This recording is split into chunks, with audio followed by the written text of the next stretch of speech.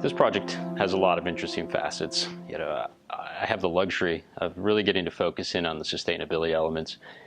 The LEED Platinum, the Cal Green Tier 2 objectives, those are phenomenal, right? A great commitment, great recognition of how to be a leader in the industry.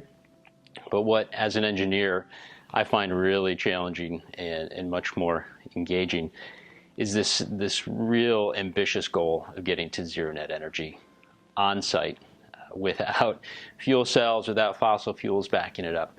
And I think that's really where this team has worked hard to dig deep, to creatively address the key facets of zero net energy project: load reduction, ultra efficient systems to address those loads, and sufficient renewable energy to achieve that. So I would say, starting out, we've really embraced a lot of the good work that was done by you and HED in the RFP development, really in combing through some of the great ideas that are out there for some of the smaller zero net energy projects that have come before, and the mix of systems that are out there for high performance buildings. So to the greatest extent, we've embraced that. Right?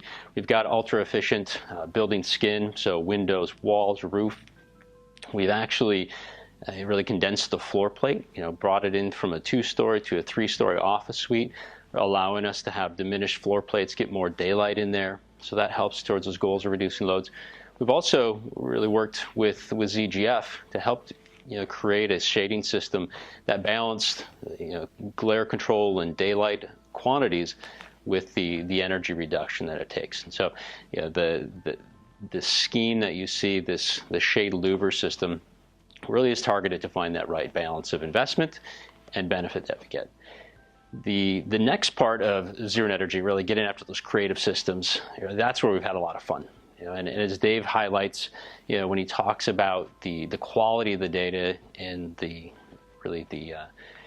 holiness of the test side of this, we can't jeopardize that. So we have to be creative within a certain set of confines of how do we get there without impacting that. And so there's some key elements that we've really dived into.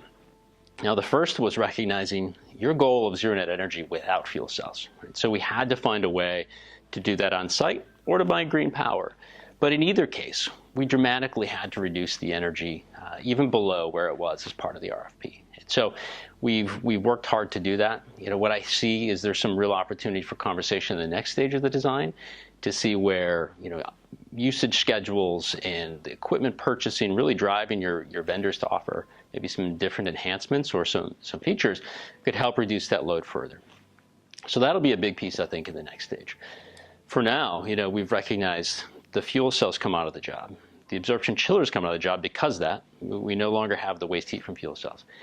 And we looked for a while to try to keep the TES tank in, but what we found, it just wasn't adding a lot of value.